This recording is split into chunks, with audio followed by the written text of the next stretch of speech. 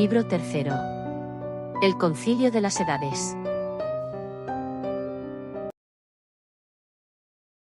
Capítulo 10. Tercera parte.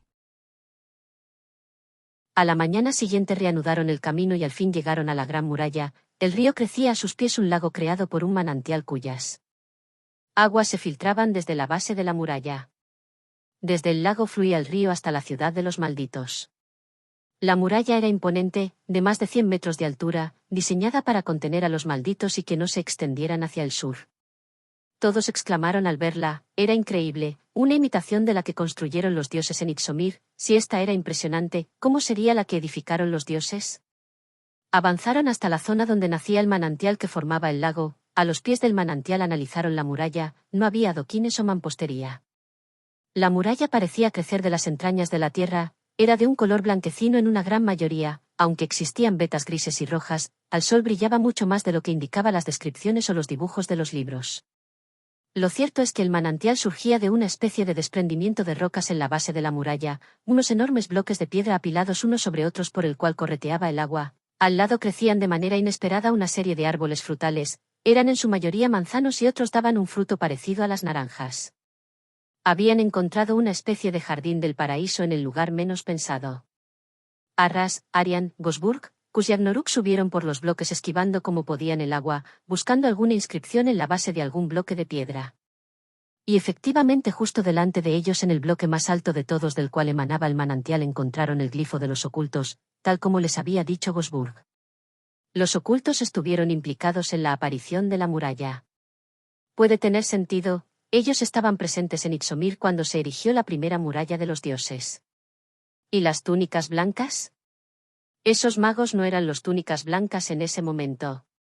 Lo cierto es que los ocultos no quieren publicidad sobre sus acciones, seguramente salvaron a Sanaris de un destino horrible y luego regresaron al interior de la tierra. Arian se rascó la cabeza, no comprendía la obsesión de Kusiagnoruk por los ocultos. ¿Entonces? Otra mentira. Decía la sacerdotisa de manera escéptica, ella pensaba que las ideas de Agnoruk eran puras imaginaciones del semiorco. Desde aquellos bloques a lo lejos al horizonte era fácil imaginar la ciudad maldita, con las altas torres del castillo como una amenaza para toda Sanaris. Quizás los magos ayudaron a los ocultos a construir esta muralla, pero al final solo los primeros se llevaron el mérito. Arian comentó esta frase sorprendida de razonar como Agnoruk. Adquiriendo un gran poder con tal acción. Razonó Kus.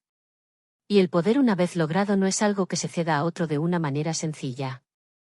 Agregó Agnoruk al tiempo que comenzaba el descenso.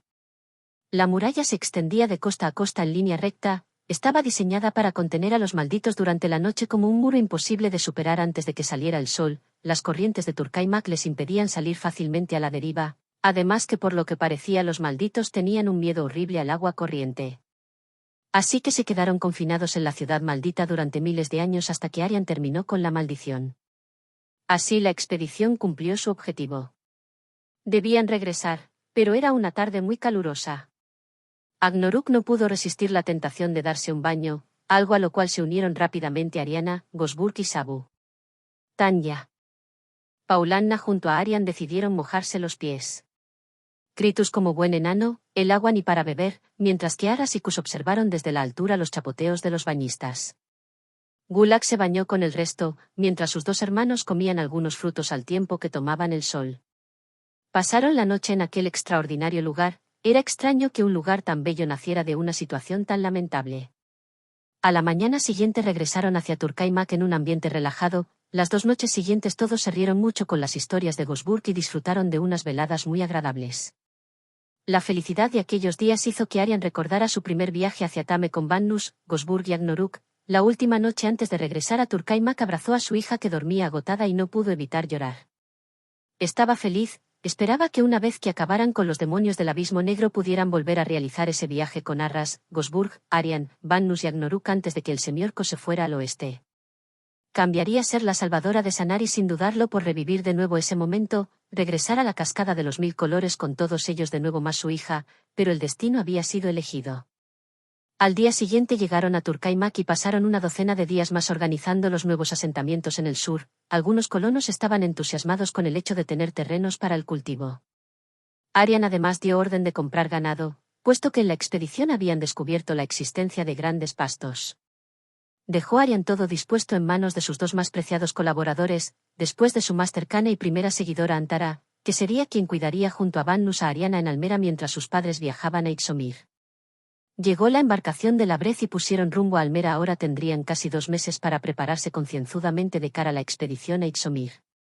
Mientras ellos descansaban en Turkaimak, Laurantas había viajado a Almera directamente para informar a Debuet de lo tratado en el concilio y entregar el borrador del contrato propuesto por el Gran Consejo de Órdenes de Magia de la ciudad de Tripulia.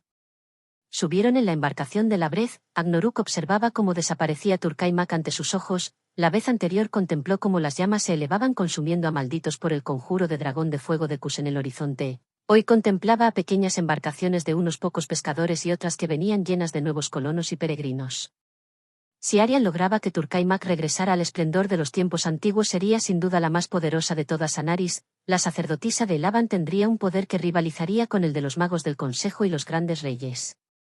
Quizás ella no se consideraba como una amenaza, pero otros sí la tuviesen en cuenta como tal. Además, en la anterior ocasión que habían partido de Turkaimak fueron traicionados y algo le daba en su instinto que esta vez tampoco sería distinto. Paulanna se acercó hasta el semiorco. Para la elfa habían sido los días más relajados de su vida. Ahora no echaba de menos sus días como caballera elfa. Su piel había incluso cogido algo de color y sus ojos azules brillaban con intensidad. Agnoruk, ¿en qué piensas? El semiorco giró la cabeza para observarla. Paulanna estaba feliz. El haber abandonado Baudalania le había quitado un peso de encima. Aquí era ella solamente, no una elfa corrompida con sangre humana. Luego Agnoruk volvió a contemplar la ciudad maldita. Nadie cede el poder de manera voluntaria. Insistió con esa idea. ¿No comprendo? No te preocupes, acabarás comprendiéndolo. Agnoruk dejó la cubierta con aire apesadumbrado. Desconfiaba del concilio de las edades. Habían engañado al resto, pero no a él. Seguramente tramaban algo contra Arian. Debía protegerla con su vida si fuera necesario. No podía permitirse el lujo de perderla. El futuro de Sanaris dependía de ella y lo más importante, su propio destino, estaba en manos de la sacerdotisa.